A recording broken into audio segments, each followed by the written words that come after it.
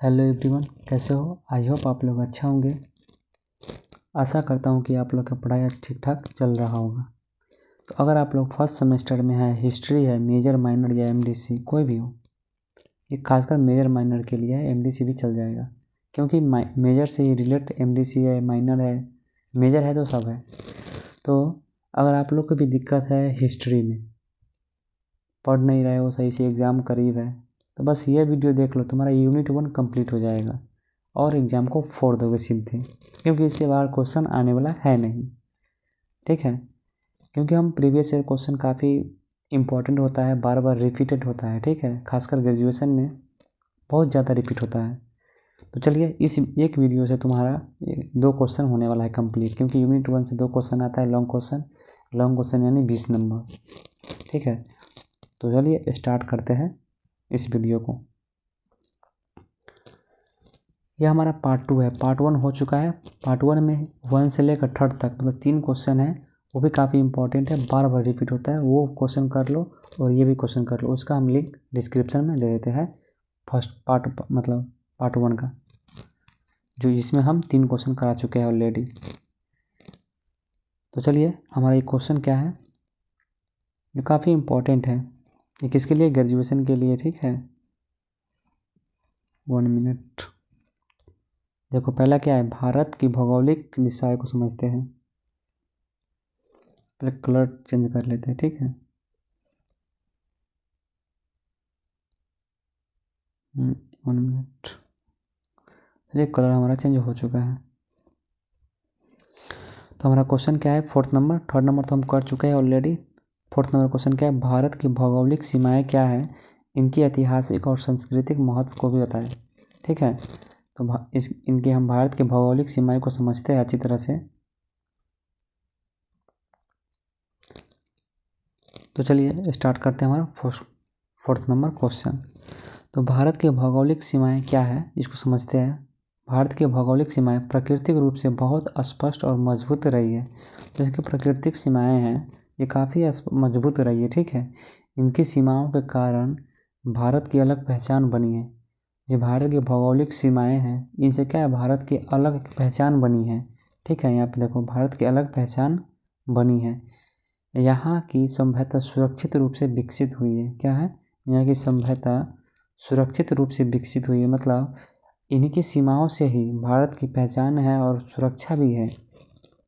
भारत की सीमाएं केवल जमीन की रेखाएं नहीं है, बल्कि इनका गहरा ऐतिहासिक और सांस्कृतिक महत्व भी है। तो ये ऐतिहासिक और सांस्कृतिक महत्व क्या है? गहरा, जो भारत की रक्षा करता है। चलिए आगे देखते हैं, उसको इंटरेस्ट आएगा। भारतवर्ष की भौगोलिक सीमाओं के नीचे 4 बिंदुओं से स्पष्ट भाषा में हम समझा रहे हैं। ठीक है, पहला हमारा क्या है, उत्तर दिशा में हिमालय, मतलब जो हिमालय पर्वत है, इसको देखते हैं। भारत के उत्तर में जो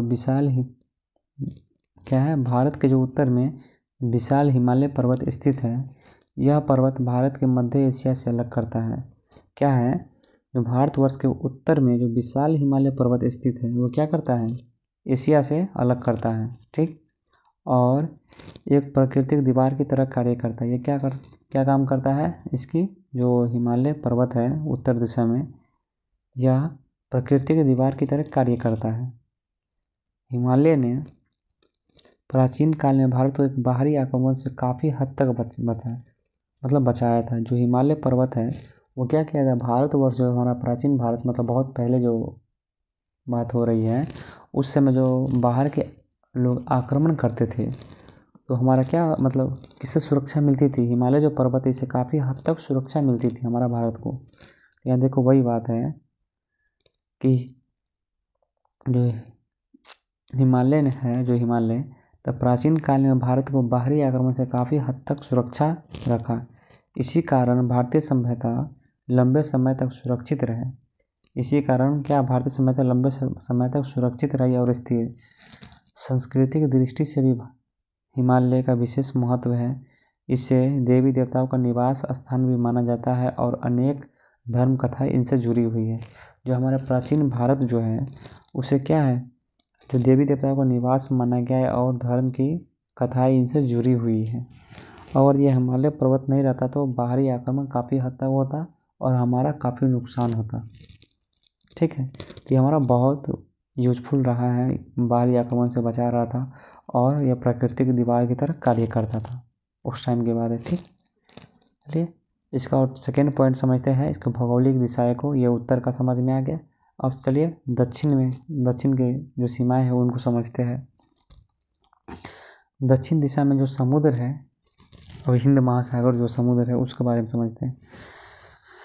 भारतवर्ष के दक्षिण में जो हिंद महासागर स्थित है, इसके साथ ही अरब सागर और बंगाल की खाड़ी भी भारत की सीमाएं का निर्माण करते हैं। ठीक है, जो अरब सागर है, बंगाल की खाड़ी, ये भी भारत की सीमाएं का निर्माण करते हैं। समुद्र ने भारत को अलग अलग देशों से जोड़ने का कार्य किया है। समुद्र है काफ़ी हद तक काम करता है भाई, क्योंकि यहाँ से वहाँ कोई भी प्रोडक्ट ले जाना है काफ़ी इम्पोर्टेंट रहता है तो समुद्री मार्ग से चला जाता है, क्योंकि उतना तो है नहीं रोड बना हुआ कि इससे यहाँ से वहाँ चल जाए। कभी समुद्री इलाका है तो उसमें जो पानी से है तो इसलिए समुद्र के माध्यम से जाता है अपना जहाज। ठीक है, समुद्र ने भारत को अलग अलग देशों से जोड़ने का कार्य किया। यहाँ से वहाँ कोई सामान पहुँचाना, जो हमारे इंडिया से बाहर किसी को कोई भी चीज़ की नीड है जो इंडिया में उत्पन्न हो रही है तो इंडिया से अदर कंट्री में ट्रांसफ़र होता है। अगर हमारा इंडिया में कोई भी चीज़ नीड है तो अदर कंट्री से इंडिया में मंगाया जाता है। तो वही बात है। तो प्राचीन काल में व्यापारी समुद्री मार्गों से अन्य देशों में जाते थे। बताया ना अभी, जो व्यापारी सब थे, मतलब जो कोई भी प्रोडक्ट ट्रांसफ़र करना था तो व्यापारी समुद्री मार्गों से विदेशों में जाते थे और विदेश के लोग भारत में भी आते थे, ऐसा भी है। इससे भारत का व्यापार बढ़ा, भारतीय संस्कृति दूर दूर तक फैली। समुद्र ने भारत को आर्थिक और सांस्कृतिक रूप से समृद्ध बनाया। ये समुद्र है क्या क्या भारत को आर्थिक रूप से भी मजबूत बनाया और सांस्कृतिक रूप से भी। ठीक है, आई होप ये भी क्वेश्चन समझ में, मतलब ये भी टॉपिक समझ में आ गया दक्षिण दिशा में समुद्र जो है। अब चलिए पूर्व और पश्चिम की प्राकृतिक सीमाएं को समझते हैं। पूर्व और पश्चिम जो है ये इसका अगला टॉपिक है, 4th नंबर, मतलब पूर्व और पश्चिम दोनों इसमें ऐड हो गया। ठीक, तो भारतवर्ष के पूर्व में बंगाल की खाड़ी और पश्चिम में अरब सागर स्थित है। ये तो पता ही होगा सभी को कि भारत के पूर्व में क्या है, बंगाल की खाड़ी है और पश्चिम में अरब सागर स्थित है। क्या ये सब क्या करता है भारत के लिए, जो करता था अभी बताते हैं इसको।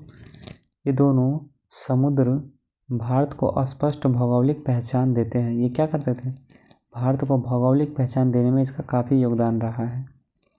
ठीक, पश्चिमी दिशा से भारत का संपर्क ईरान और अरब देशों से हुआ, जबकि पूर्व दिशा से दक्षिण पूर्व एशिया से। इस संपर्क के कारण भारत में नई चीज़ आई और भारतीय संस्कृति का विस्तार हुआ। तो समझ में आ गया, उत्तर पूर्व और दक्षिण भी, उत्तर सब चीज़ समझ में आ गया। अब चलिए फाइनली इसका मेन उद्देश्य जो ऐतिहासिक और सांस्कृतिक महत्वता, ये हमारा क्वेश्चन है। ये क्या है, ये देखो, ये हमारा भारत के मतलब जो, एक मिनट यार क्या हो, ये है भारत की भौगोलिक सीमाएं हमने समझ ली। अब इनके ऐतिहासिक और सांस्कृतिक महत्वता को समझते हैं। ठीक, तो चलिए ऐतिहासिक क्या है, सांस्कृतिक रूप समझते हैं।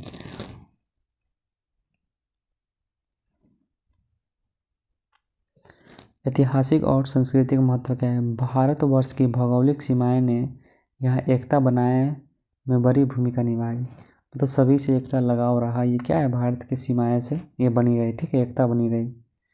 अलग अलग क्षेत्रों में रहने वाले लोग भाषा परंपरा में भिन्न थे।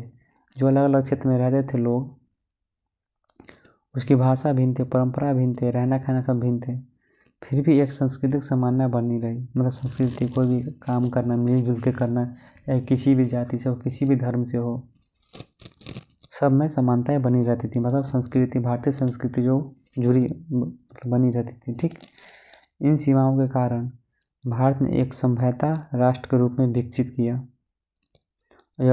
और यही सीमाएं भारत की ऐतिहासिक निरंतरता और सांस्कृतिक पहचान थी। तो समझ में आएगा संस्कृति की महत्ता क्या है। संस्कृति की महत्ता कि भारत में अलग अलग क्षेत्रों में अलग अलग जो लोग हैं रहते थे और उनकी अलग अलग भाषाएं बोली जाती थी, फिर भी लोग कहीं पे काम करते थे मिलजुल के करते हैं। तो ये हमारा सांस्कृतिक महत्व जो है। आई होप ये 4th नंबर क्वेश्चन समझ में आ गया होगा। अगर इसमें कोई डाउट है तो कमेंट करके ज़रूर बता देना। चलिए अगला क्वेश्चन हमारा है 5th नंबर। अब चलते हैं 5th नंबर क्या है, भारतवर्ष की सांस्कृतिक एकता को स्पष्ट करें। क्या है, भारतवर्ष की संस्कृति एकता को स्पष्ट करना था। भारतवर्ष की संस्कृति एकता क्या है। इसकी सांस्कृतिक एकता में मतलब जो लोग अलग अलग जाति धर्म के होने के बाद भी एकता रखते थे, मिलजुल के रहते थे, तो वही बात है इसमें। तो भारतवर्ष की सांस्कृतिक एकता का अर्थ है कि अलग अलग भाषा, अलग अलग धर्म, जाति और परंपराएं होने के बावजूद भारत के लोग साझा संस्कृति में बंधे हुए हैं। मतलब भारतवर्ष में एक एकता है, जो अलग अलग भाषाएं बोलने वाले लोग मतलब अलग अलग क्षेत्र में रहेंगे तो अलग अलग भाषाएं मतलब बोलेंगे ज़रूर।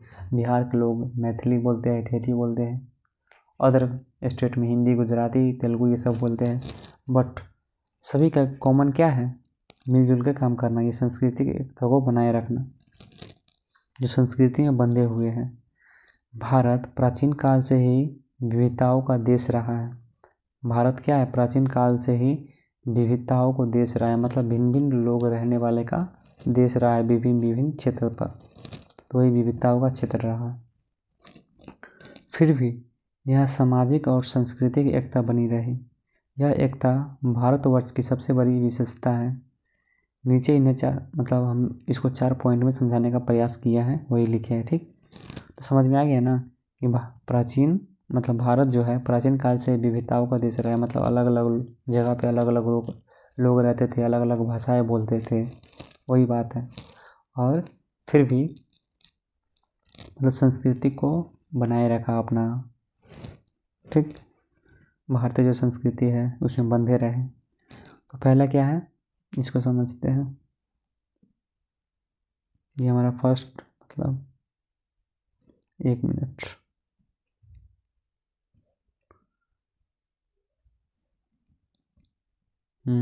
क्या है हमारा फर्स्ट, साझा धार्मिक और सांस्कृतिक मूल्य, मतलब साझा धार्मिक और सांस्कृतिक मूल्य को समझते हैं। इसी का मतलब ये इसलिए हम बनाए ऐसा क्योंकि ये तुम लिखोगे एग्जाम में ग्रेजुएशन में 10 नंबर का लॉन्ग क्वेश्चन रहता है, ये कर दोगे तुम्हारा 2 नंबर मिल जाएगा।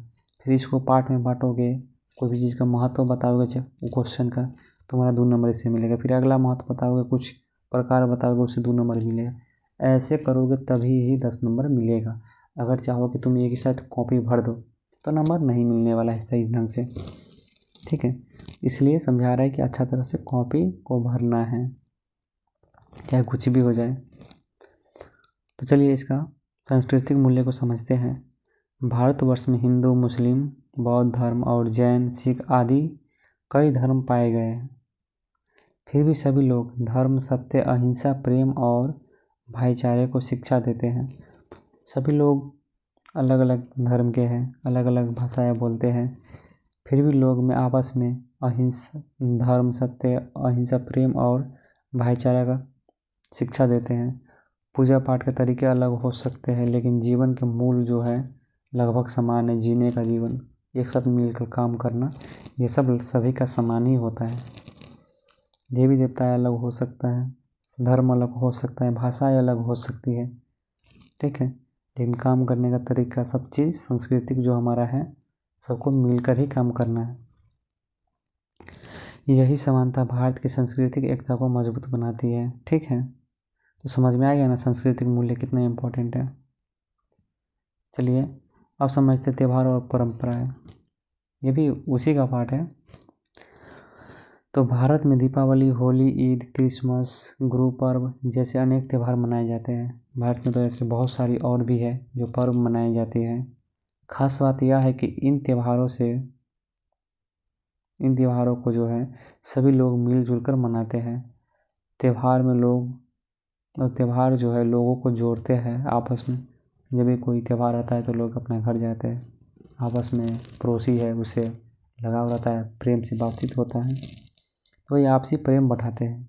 इससे यह स्पष्ट होता है कि भारतवर्ष की सांस्कृतिक सामूहिक जीवन पर आधारित है। जो भारतवर्ष का सांस्कृतिक सामूहिक पर जीवन आधारित है अभी भी। सेकंड क्या है, मतलब थर्ड, भाषा और रहन सहन में एकता। जो क्योंकि लोग जाति धर्म अलग होने से भाषा तो चेंज कर नहीं सकते, मतलब भाषा थोड़ा बहुत चेंज कर सकते हैं, लेकिन वह सीख कर ही आपस में मतलब बातचीत करते हैं। इससे कोई तमिलनाडु से है तो हिंदी नहीं बोलते होंगे, ऐसा थोड़ी है। बिहार में लोग हिंदी बोलते हैं, इंग्लिश भी बोलते हैं कुछ लोग, तो वही बात। तो भाषा में रहन सहन में एकता, इसको देखते हैं। भारत में कई भाषाएं बोली जाती हैं, जैसे हिंदी, बंगाली, तमिल, भोजपुरी इत्यादि, इंग्लिश भी। पहनावा, रहन खान, मतलब पहनावा जो हो गया, खान पान, ये अलग हो सकता है, लेकिन सभी जगह पारिवारिक मूल्य का बड़ा सम्मान और अतिथि का सत्कार की परंपरा मिलती है। मतलब कहीं भी तुम जाओ तो पारिवारिक मूल्य में क्या सम्मान मिलता है, अपने फैमिली में ही जाओ सम्मान नहीं मिलता है, क्यों नहीं मिलता है। अतिथि कोई आता है तो उसको सत्कार अच्छी तरह से परंपराएं दी जाती है, मतलब रिस्पेक्ट, आदर, वो सब दी जाती है। यह समान जीवन शैली भारत की सांस्कृतिक एकता को दिखाती है। तो समझ में आएगा सांस्कृतिक एकता क्या है, जो हमारी परंपरा जो चलते आ रहा है वही हमारा सांस्कृतिक एकता है। सभी को मिलजुल कर काम करना है। अब लास्ट हमारा है, मतलब क्वेश्चन लास्ट नहीं है इसका, ये ऐतिहासिक निरंतरता और एकता, इसको समझते हैं। भारतवर्ष का इतिहास बहुत प्राचीन है। जो भारतवर्ष का जो इतिहास है काफ़ी पुराना है। हजारों वर्षों से यहाँ सांस्कृतिक धाराएं बहती हैं, जैसे वेद हो गया, उपनिषद हो गया, रामायण हो गया, महाभारत हो गया, जैसे ग्रंथ पूरे भारत में पढ़े और माने जाते हैं। यह सिद्ध होता है कि भारत की सांस्कृतिक और निरंतरता और एकता बनी हुई है। इससे तो सिद्ध होता है भाई, सभी लोग वेद को मानते हैं, रामायण को मानते हैं, महाभारत को मानते हैं और पूरे भारत के लोग पढ़ते हैं। इससे क्या सिद्ध होता है कि सभी लोग परंपराएं को मानते हैं, चलते हैं परंपराएं पे, सांस्कृतिक निरंतरता बनी है। ठीक, आई होप ये क्वेश्चन समझ में आ गया होगा। ये 5 नंबर क्वेश्चन। चलिए 6 नंबर क्वेश्चन देखते हैं। भारतवर्ष में धर्म शिक्षा की क्या भूमिका है। जो भारतवर्ष प्राचीन भारत था उस समय धर्म और शिक्षा की क्या भूमिका रही है, उसको समझते हैं। धर्म और शिक्षा की क्या भूमिका रही है भारतवर्ष में, समाज और संस्कृति पर इसके प्रभाव को स्पष्ट करना है। ठीक है, समाज और संस्कृति पर क्या मतलब असर पड़ा, क्या इफेक्ट रहा, इसको समझते हैं। ठीक, तुम लोगों को कोई क्वेश्चन कोई डाउट हो तो कमेंट ज़रूर करना। ठीक है, और जिसका भी हिस्ट्री मेजर और माइनर चाहे MDC हो, किसी का एग्ज़ाम हो तो बता देना, एग्ज़ाम से पहले हम क्वेश्चन अपलोड कर देंगे। ठीक है, इम्पोर्टेंट जो आएगा हमारे पास, जो पेपर आएगा प्रीवियस ईयर क्वेश्चन, वो भी शॉर्ट वीडियो के माध्यम से बता देंगे। चलिए इसका आंसर देखते हैं। भारतवर्ष में धर्म और शिक्षा की भूमिका बताना है। तो भारतवर्ष में धर्म और शिक्षा दोनों का आपस में गहरा संबंध है। यहाँ धर्म केवल पूजा तक सीमित नहीं, बल्कि उसने शिक्षा, समाज और संस्कृति को सही दिशा दी। धर्म है, उसे क्या मिला, शिक्षा, समाज और संस्कृति को सही दिशा मिला। धर्म के साथ जुड़कर लोगों से अच्छे विचार, सही जीवन और सामाजिक जिम्मेदारी सिखाती रही। ठीक है, इसको हम 4 भाग में डिवाइड करके समझते हैं अच्छी तरह से। पहला क्या है, ये हमारा पहला है धर्म और नैतिक शिक्षा। ये क्या है, भारतवर्ष में धर्म के माध्यम से लोग सत्य, अहिंसा, दया, संयम और कर्तव्य का ज्ञान मतलब मिलता है। किससे, धर्म से।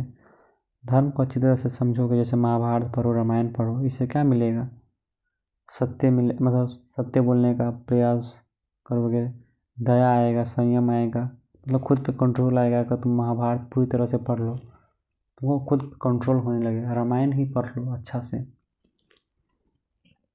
सही है, मतलब एकदम अंदर से कोमल बन पाओगे और अप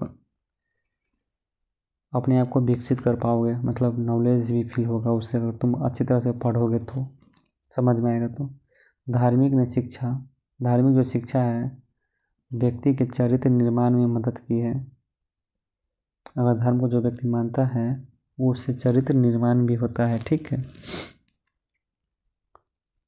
इससे समाज में अच्छे संस्कार विकसित होते हैं और लोग सही मार्ग पर चलने लगते हैं। दूसरा क्या पॉइंट, धर्म और शिक्षा का विकास। प्राचीन भारत में शिक्षा धर्म से जुड़ी हुई थी। जो गुरुकुल है, आश्रम है, मठ है, बिहार शिक्षा के मुख्य केंद्र थे, ठीक है। बिहार में जो क्या थे, गुरुकुल थे, आश्रम थे, मठ थे पहले। ये क्या धर्म से ही जुड़ी हुई थी। यहाँ वेद, उपनिषद, दर्शन, गणित, विज्ञान की मतलब विज्ञान की पढ़ाई होती थी। नालंदा और तक्षशिला जैसे विश्वविद्यालय पूरे विश्व में प्रसिद्ध थे। जैसे नालंदा विश्वविद्यालय हो गया, तक्षशिला विश्वविद्यालय, सब बहुत प्रसिद्ध थे। यहाँ गुरुकुल चलाई जाती थी बहुत प्राचीन भारत में, अभी नहीं। तो समझ में आ गया ना। ये इसको अगला पॉइंट समझते हैं, धर्म, समाज और संस्कृति का प्रभाव। क्या पड़ा, धर्म और शिक्षा ने मिलकर समाज को संगठित किया, मतलब संघ एकता किया। धार्मिक ग्रंथ और शिक्षा ने लोगों को आपसी भाईचारा, सहनशीलता और एकता दिखाई। भारत की कला, साहित्य, पर्व, त्योहार और परंपराओं में धर्म और शिक्षा का क्या स्पष्ट प्रभाव दिखाई देता है। इसमें क्या किया, धर्म और शिक्षा ने मिलकर समाज को संगठित किया, एकता किया। धार्मिक ग्रंथों और शिक्षा ने लोगों के आपसी भाईचारा, ये सहनशीलता, एकता दिखाई और सिखाई। धर्म, समाज, जो धर्म है, समाज और संस्कृति, धर्म से क्या क्या इफेक्ट पड़ा समाज पे, समझ में आ रहा है ना। धर्म से शिक्षा बढ़ा, धर्म शिक्षा मिलकर क्या किया, समाज के लोगों को मतलब एकता बनाई, सहनशीलता बनाई, भाईचारा बनाई, ठीक। चलिए अगला देखते हैं, धर्म, शिक्षा और राष्ट्रीय एकता। धर्म और शिक्षा ने भारतवर्ष में विविधता के बावजूद, जो विविधता भारत में अलग अलग लोग अलग अलग क्षेत्र में रहते थे, वही विविधता का मतलब। तो धर्म और शिक्षा ने भारतवर्ष में विविधता के बावजूद एकता बनाए रखी। धर्म और शिक्षा के माध्यम से विविधता को एकता बनाए रखी, सभी को मिलाकर रखा। सभी लोग अलग अलग भाषा बोलते थे, अलग अलग जगहों पे रहते थे, फिर भी एकता बनाने का काम किसने किया, धर्म और शिक्षा। अलग अलग धर्म और विचार होने के बाद भी शिक्षा ने सभी को जोड़ने का कार्य किया। इनसे समाज में शांति, सहयोग और राष्ट्रीय भावना का विकास हुआ। शिक्षा ने क्या किया, सभी को जोड़ने का काम किया। इससे क्या हुआ, सभी को जुड़ने से क्या हुआ, शांति, सहयोग, राष्ट्रीय भावना का विकास हुआ।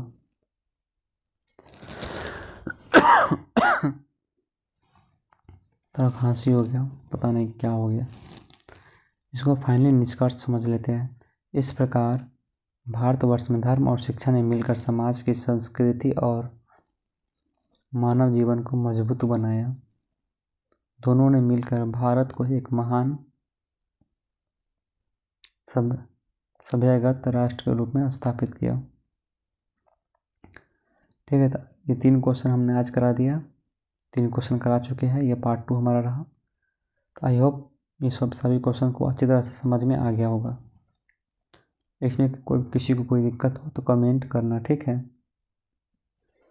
और कोई भी प्रॉब्लम हो एग्जाम में, मतलब फर्स्ट सेमेस्टर जिसका है, 1 मिनट, क्या हो रहा है यार।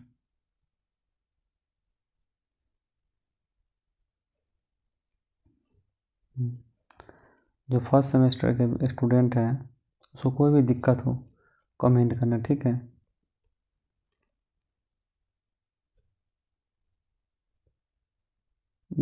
क्या हो जाता है यार, स्लाइड कभी कभी काम ही नहीं करता। हाँ, ये फर्स्ट सेमेस्टर के जो लोग हैं स्टूडेंट सब, हिस्ट्री में कोई भी प्रॉब्लम हो कमेंट सीधा फटाक से करो, उसका जवाब तुरंत जाएगा। और प्रीवियस ईयर क्वेश्चन इसमें इंक्लूड है, ठीक है। कोई भी दिक्कत हो कमेंट करो और टारगेट अपना बताओ, ठीक है। तो चलिए मिलते हैं नेक्स्ट वीडियो में, तब तक के लिए धन्यवाद।